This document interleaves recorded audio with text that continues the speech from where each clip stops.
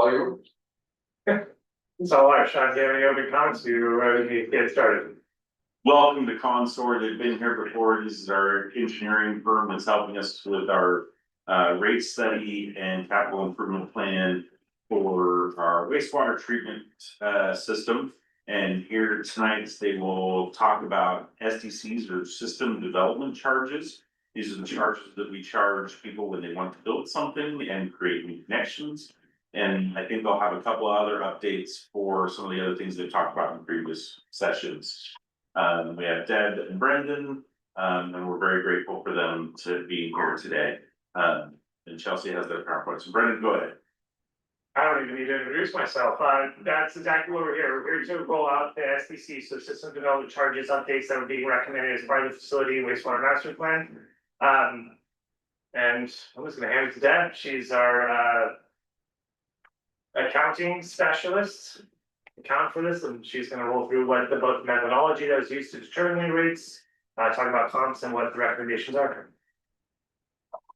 And we're just loading PowerPoint, so, and there it is. Great, thanks. So as was mentioned, main item, new item today is systems development charges, but I know there's a couple of new faces since I was here last, so and we've done a little bit of refinement to the financial analysis, so I'll just present that in summary. Just a little recap of, it all started with the facility plan and the capital improvements and operational recommendations that come out of that. That feeds into the rate analysis, which we presented on February 2nd. That analysis determines the annual revenue needs and rate impacts for a 10-year planning period.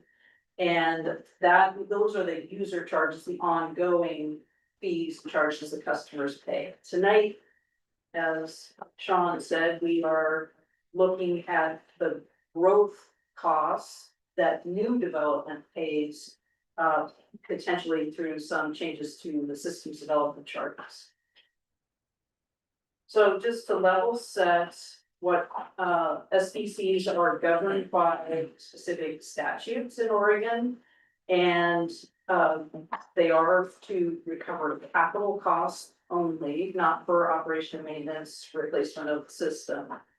The methodology and process that you go through to modify the SDCs must comply with the Oregon revised statutes 223, 297, etc. There are three main components of the SDC program.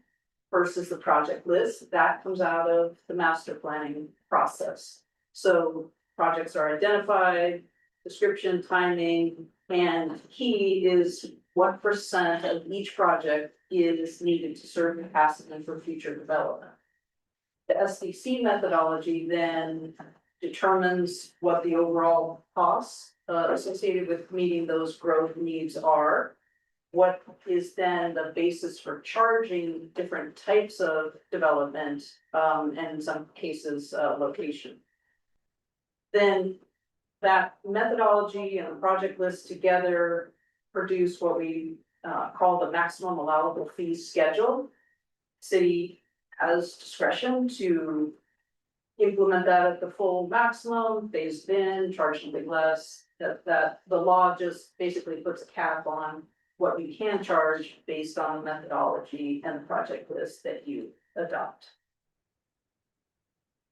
In determining the growth cost, obviously a key component of this is the project list that comes out of the planning process, but you also have previous investments in treatment plants and other facilities that will also serve growth. So one of the key elements of the statute is the reimbursement component. So we can include, and we have in the numbers that we're presenting tonight, both the reimbursement fee and a future looking improvement fee. The reimbursement fee, we have to make sure that we're not including costs that were funded previously by grants or private development. It's really about reimbursing the city for city investments. And there has to be available capacity for growth, so we've done, and the engineers have evaluated the available capacity in the system, and we valued the facilities that have available capacity for purposes of the SDC.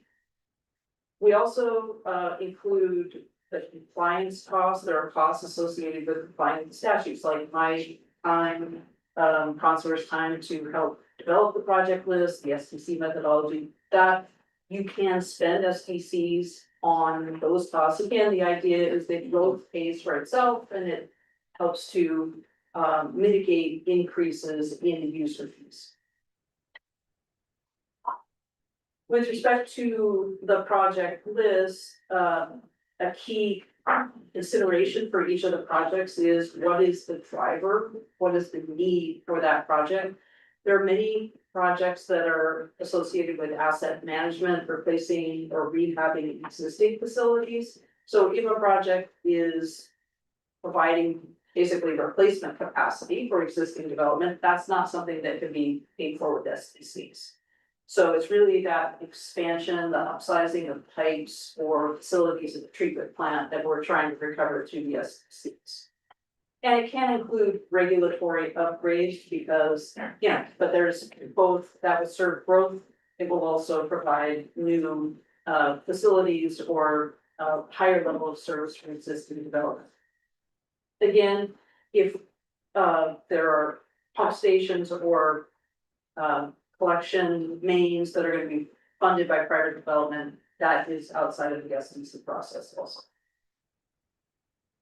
Looking at the project's costs and the existing system valuation, we have estimated through the reimbursement component that 6.8 million approximately associated with treatment plant facilities and capacity is available for and will be needed to meet the demands of future growth.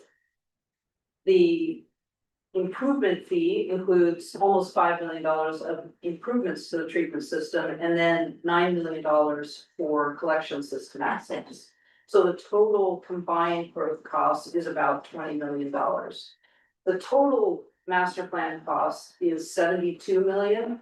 So the growth component is around 20%, I would say roughly. A lot of the improvements are needed to remedy existing deficiencies, rehab, address existing capacity needs. The other part of the SDC methodology is looking at what is, systems development charges are really impact fees. That's what they're referred to in other parts of the country.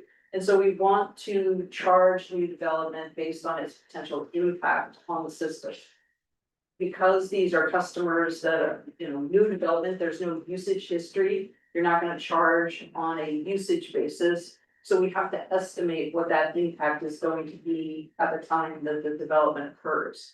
And so generally, one of the most common approaches to that is to look at the water meter size, because you size the meter based on what is needed to serve that development in particular. And that's how you charge your water SDCs. So that is the way that we develop the preliminary SDC schedule. There are some industrial customers that you may also want to consider their estimated flows and loadings. If they're a large enough customer that would impact the system outside of just looking at the flow component of the water meter size. This table shows what those SDCs are based on that roughly $20 million of costs that we're trying to recover. That cost is going to serve development over a 20-year period, in some cases for like treatment, and even longer for the collection system. So it spreads the cost out over the capacity that will be provided, which in some of the facilities will be through build out of the system. So the current SDCs are quite low. They have not been updated in a very long time. It's about $1,200 for a residential customer, and up to $2,000, so not much range, very low relative to other SDCs and what other communities are charging and the needs of identified in the master plan. The revised fees are very similar to what the water SDCs are. And the both range is a little bit higher. I think the water SDC is just under $9,000 for the smallest meter size. And the estimate that we came up with is just over 9,000. The fees for each meter size increase based on the capacity of that meter relative to the smallest meter size. So it's very standard approach based on engineering, data and standard meter capacities. So it would range from about $9,000 smallest meter up to several $100,000 if you're looking at the 10-inch meter. Very few of those, in fact, I don't recall, if the city has any at that large of a meter size currently. Just to give you a comparison, just picked a handful of communities, coastal communities that are small, and the range was anywhere from $5,000 to almost $14,000. Neatarts Oceanside, they very recently updated their SDCs for the wastewater system. So you are the revised at 9,000 is right, within that range, similar to Bay City, Pacific City, just under what they're charging. When we look broader statewide, when we start factoring in larger communities, the fees tend to be slightly lower. But anybody that's facing, small system, over 10,000 is not uncommon. The statute, in addition to having provisions that relate to the methodology, has a process that you need to follow in order to move forward with adopting a new methodology and project list and fee schedule. So, as I said, the council has discretion about what fees to ultimately charge. You should, if you're, want to move forward with this, adopt the methodology separate from the fee schedule, because at some point, if you want to, whatever fee you decide to adopt, you want to be able to have that fee increase in the future with inflation, because these costs have the SDCs have been calculated based on today's dollars. And many of the projects aren't going to be constructed until, 5-10 years later. So having the law allows that you can adjust those annually based on a construction cost index, and that's what most cities will do, is to tie it to the engineering news record or the consumer price index or something like that. So that maximum allowable will increase, and whatever fee level you adopt will also increase based on that.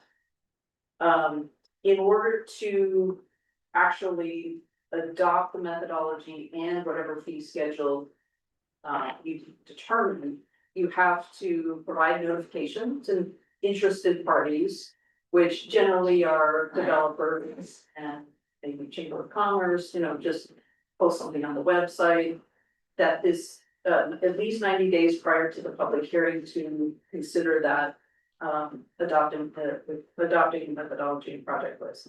And then we have to have a report available 60 days prior to that describes the calculations and the projects and how we came up with the updated fees. So I've paused here if there's any questions on the SDCs before I just do a summary recap of an updated rate information. So on the chart on page 11, so I would assume that smallest meter size would be a single family home. Yes. What would be those next few tiers, if that makes sense, just for my knowledge? Yeah, we looked at a major customer, one of your larger customers, I think had, like a 1 and a 2 inch meter, so, I don't know, maybe any. So like Waters has a 1 and a 2 inch meter, Okay, and then some apartments, they have 1 inch meters, I believe, and then. Some of the bigger. Businesses, that consume more water, they'll have like. 2, we don't, those, Hampton, I think, has our biggest. Those Hampton is the 10, that's like, most of the rest are. 2 and under, there's a variety of some meters. Gosh, okay, thank you.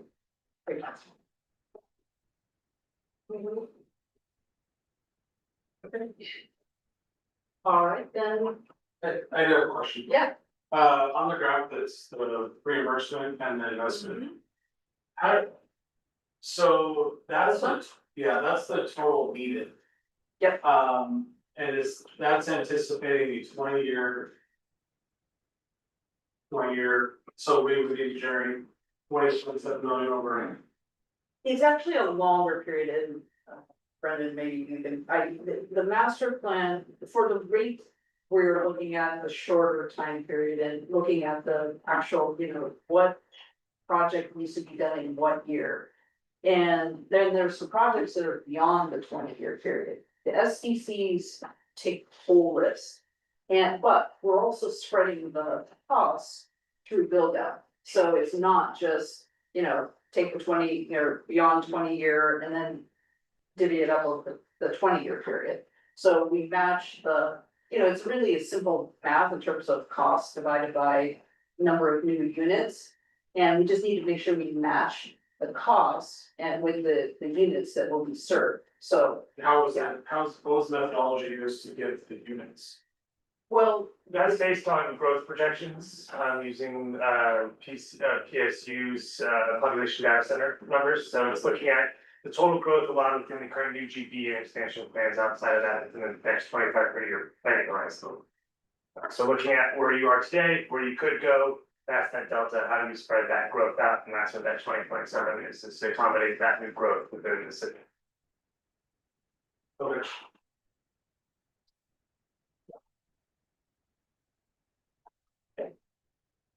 good questions. Okay, and this is very high level, because we did a really deep dive into this last time, but again, since some of the numbers changed, and I know there's probably new, but I wanted to just do a little recap. So just for some context, the last sewer rate increase was in July of 2021. So it's been a number of years since there was any increase at all. And that increase was, there had been a period of phasing in rate increases between 2015 and 2021 at 4%. So just a bit above inflation. Prior to that, there were no increases for a number of years. So it's, and of course, there's been inflation in every year, and backlog capital improvements as noted in the plan. So the cumulative inflation over the last 5 years alone has been about 20%. So there's some catch up to do from a cost inflation standpoint as well as capital improvements. The facility plan identifies 45 million in needed improvements in the next 10 years. So that's really what we're looking at in the financial analysis. The financial analysis is intended to provide, order of magnitude rate impacts. We know a significant rate increase is needed in 26, 27 to right the ship in terms of financially. To be able, to just even cover your operation and maintenance costs, as well as some level of contingency. We talk a lot about all the breaks, main breaks that the city's been experiencing, and there's emergency investments regularly occurring. And to be preparing for the first major capital project, which is millions of dollars. A lot of the next few years is gonna depend on the exact capital financing that the city is able to put together with the lending agencies. We have done our best to estimate interest rate, term, you know, what percent of the principal may be forgiven based on the economic conditions on all of that. But until you have an agreement inked, these numbers will shift slightly. This is ordered, you know, to give you, yes, you need a major rate increase as quickly as possible. From that, you're gonna continue to experience, you know, higher than inflationary increases. But this is to be refined once you get the more specifics on the capital plans. The updated projections are shown here. The bars represent the costs, the projected costs each year. The green is personnel, other operation and maintenance costs are the purple, the blue is existing debt service. And I know, you know, one of the questions is, well, the rates are high already. And they're gonna go significantly higher, what's up with that? And part of that is you already have a lot of debt for a small city. We looked at some numbers of just pairing the debt per account and debt per capita for the city compared to some benchmarks, they're significantly higher. And so the prior investments that you've had to make have already put you in the position, you know, where you are now. And yet there are many more improvements to do. So it's, you know, part of it's that we're a small system, you can't spread the costs over the economies of scale that some of the larger systems have. And you have acute infrastructure needs. The good news is that what had been a 40% projected increase in the first year is now a 30%. We looked at some alternative phasing in of some of the major equipment. And of course, anytime we look to defer further, there runs the risk of additional system problems and additional expenses from emergency repairs, things like that. So trying to balance the need to raise the rates in the short term with the potential for additional costs and issues with the system that are created from continued deferral of capital improvements. So trying to strike that balance, the FY 26-27 rate increase is 30%. And then decreases significantly to 14.5 for the next couple of years, and then under 10% projected for a couple of years, and then hopefully by the end, the last 5 years of the plan at a more inflationary type increase. But the next 5 years are critical to putting you on a path to be able to fund, to demonstrate to the lending agencies that you can repay the debt. Certainly that there's a need to have as much principal forgiveness or grant funding as possible, given the affordability issues. But this is a slightly less steep line than what we presented to you previously. It does also, though, assume that you will increase the systems development charges and that there'll be some additional revenue coming in from those fees. So they do work together to fund the capital improvements. Question. Yeah. So. You like this? Yep. Do you know what the total is between those two blues? What the total is for that debt service and for cash fund and capital? For each year, No, just the total. like, yeah, are you asking for like, what's the existing? Yeah, debt over service? that. Oh, over the cumulative, no, I mean, I can certainly get you that. What Yeah. is this question? What's that? Existing debt service, you know, not. Yeah, I think that it looks like on the chart here, you can see that. It's like purple- 1.1.2. Yeah, it's about $1 million a year. It doesn't equate to about 45 to 50 cents of every dollar we take in goes to that service. What's the total debt? It's about $1 million for in debt service per year. Yeah, So I what should see. pay off, what would that be? What was that? What is the total debt? Like 16 million. Yeah, Yeah, that was like- it's actually more than that, yeah, it's close to that though. Yeah, what is it? 16 million, give or take. That's kind of what I was. Yeah, most of that, yeah. And this plan anticipates that you will fund, 70-80% of the cost with new debt. Because you don't have a cash to that, yeah. And that is part of the problem, is you can see the line at the very bottom, there's a dashed line and a blue line that is almost zero, in 26, 27. That's the beginning fund balance that's projected. Industry benchmarks recommend at least a 90-day operating contingency, which you are not projected to meet. That dash line is just what could we bring the contingency or the ending fund balance up to a recommended just minimum level. And so that's what part of this is about as well, is putting you on a more financially sustainable future. So the table then just takes that rate increase and applies it to the current residential bill, which is about 92.68 for a residential unit. And shows how that bill would increase. And these are assuming that the rate increases would be applied across the board. We talked at the last meeting about the fact that when we look at the comparisons with other communities, that your residential rates are high.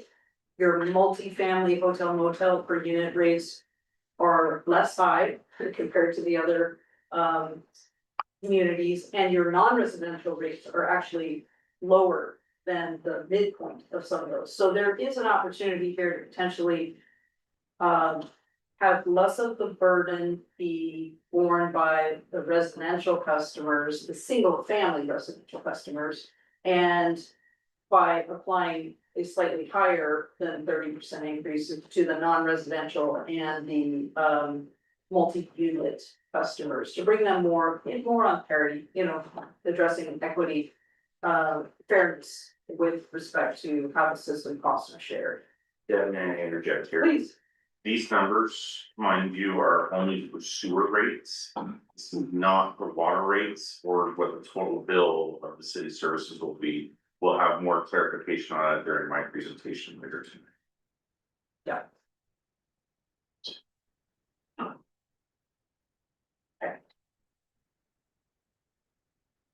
So Don, do you have a question?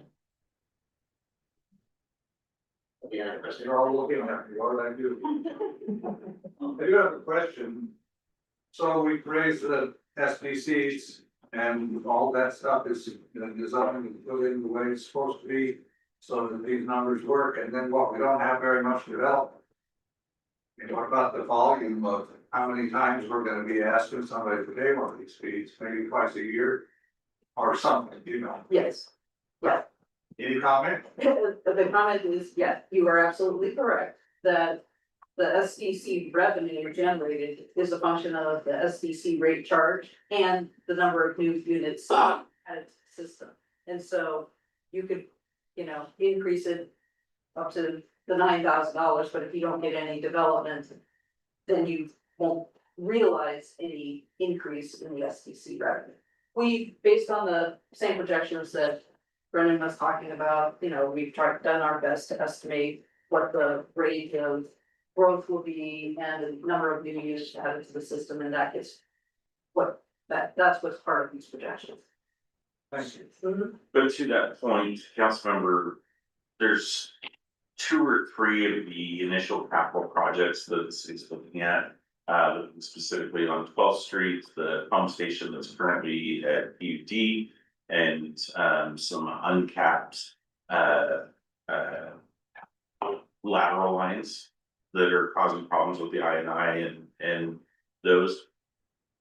The assumption is if we can take care of a couple of those capital projects, there's a lot of development that is just waiting to happen on that east side that we probably would see a little bit of an increase, not just one or two a year, but multiples. Once that area opens up, because we've had to pretty much squelch most development because of the sewer problems. How many new units have we been regularly adding per year? On average? I can actually pull that up right now. Unit wise, I'm not 100% positive, but we've been getting a little bit more revenue in this year, like the water, we've gotten $9,000 in this year, storm drain, almost 6,000, and sewer, like 2,450. Yeah. Yeah. So one of the questions, I guess, kind of to the point a little bit is, based on that last slide you had where you said, worship, debt service and capital. You talked about the SEC projection you talked earlier was taken into consideration for this, which would also. How much of that $20 million was taken into consideration? So what, like, I mean, assuming you didn't pay all $20 million. Oh, no, because that, again, that's what's estimated through Burrell. And so in the 20-year period, I think that. The current SDC revenue, as I recall, was about $9,000 per year, so. I think we've got that at maybe 50,000, it's tens of thousands, not hundreds of thousands in additional annual revenue. So it helps to fund some of the cash funded capital, Sure, and that's basically. but it was, but so the whole 20, but like 10% of $22 million? Yeah, sure. In the 10-year, I would say, yeah, I mean, it's, I can get you a more specific number, but, I do think it was more like 120,000 a year or something, so a little, yeah, million to plus.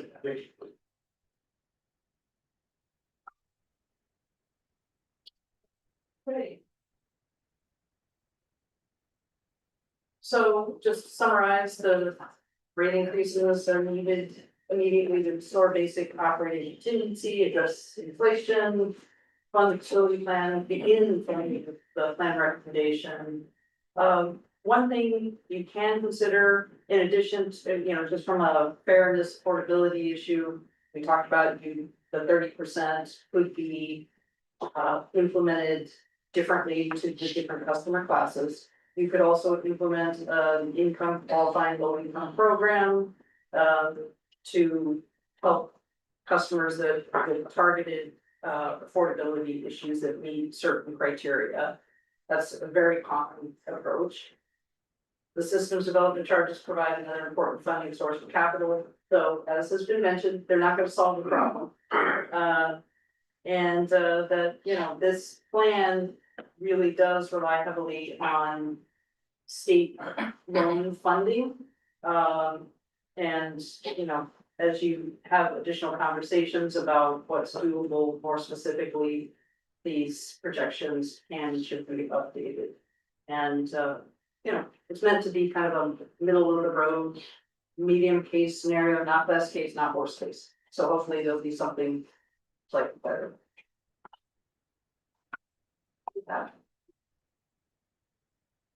And to that last point, I think it's important to note that currently as the financial situation is, it's been mentioned before, is a lot of those state federal programs, you guys just can't qualify for right now. And so that is another very critical part of this plan, and what we're recommending is to get you on that solid financial footing. So that you can qualify for those state monies and less of the burden of the community. While still taking care of the infrastructure you need to.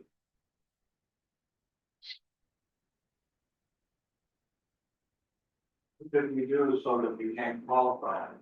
Can't remember, apparently.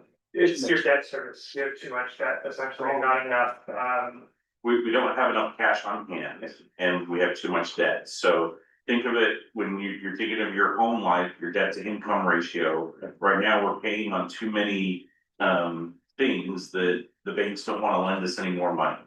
And along with that, we don't have enough cash on hand to apply for grants. Many of the grants that we would be eligible for require a pre-spend or a match of 10 to 20%. And when we have a $1.5 million project, we don't have that 10% in cash that we can just allocate to do that, to earn that extra money. So it's kind of a double whammy for us. So in your guys' last presentation that you did, where you recommended the 40% initial rate increase, contrary to the 30% this time, what are we sacrificing, I guess, if that makes sense, to do the 30% rate increase and have a less steep rate climb? Let's see, there were two main cost components that were revised. One was the equipment back truck and the CCTV, I think that, which totaled together close to $1 million, I believe. We assumed that that would be, rather than just, you know, raising cash, that is needed in the next 2 to 3 years. I think the desire was sooner rather than later, and I asking, well, could we buy another year or two? So what we did was assume that there'll be a loan, a shorter term loan, not like a major, you know, because the useful life of that kind of equipment is less. So, you know, we assumed like a 7 or 8 year loan to repay that over time, just to spread it out. And the other thing was the additional labor. So the facility plan recommends several more staff positions. We've included in this 10 years, 5 staff. And we made some adjustments to assumed labor costs and the phasing of that to try to get that initial rate increase down. And a third component of that also was we took some of those early on CIP projects and spread them out a little bit farther. So again, delaying that initial investment. We know they're a priority, but are they absolutely needed year one? Maybe not. So work with Kenny and his guys, we were able to, and Sean and the rest of Public Works, look at where we could spread those out, not compromise the system, and try to lessen that burden. So those are the 3 major changes that were made from our last presentation to try to bring down that first ripping off of the Band-Aid. You did see in years 2 and 3, those numbers are about 2% higher than our previous ones. And so there's more of a smoothing of the curve, of balancing. But the one piece that did reduce the cost was, again, how we were looking at the cost per FTE for the future staff that's needed to run the system as it is, and then as it continues in the future. Thank you.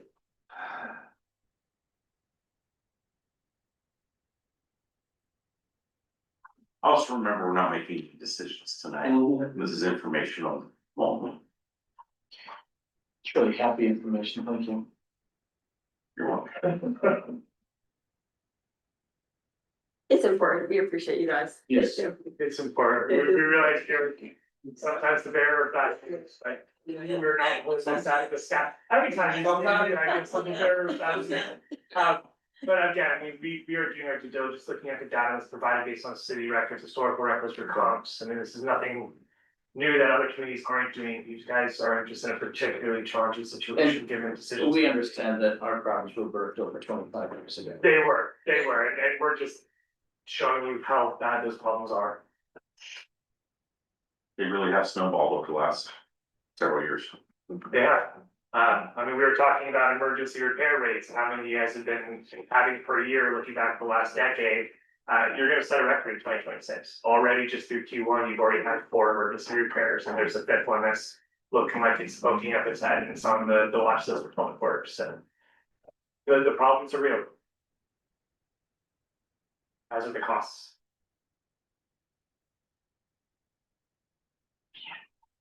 Anybody have any other questions?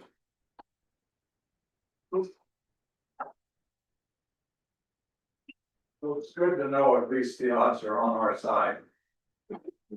Is that sarcasm? Maybe a little. Yeah, Okay.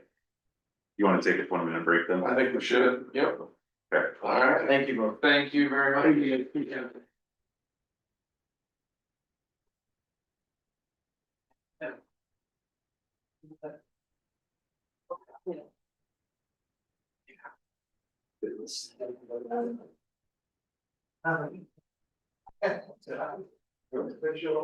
What do you think?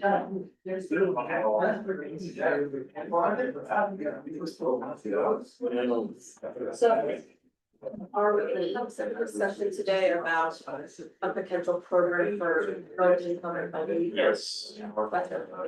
Not existing. But I think it's.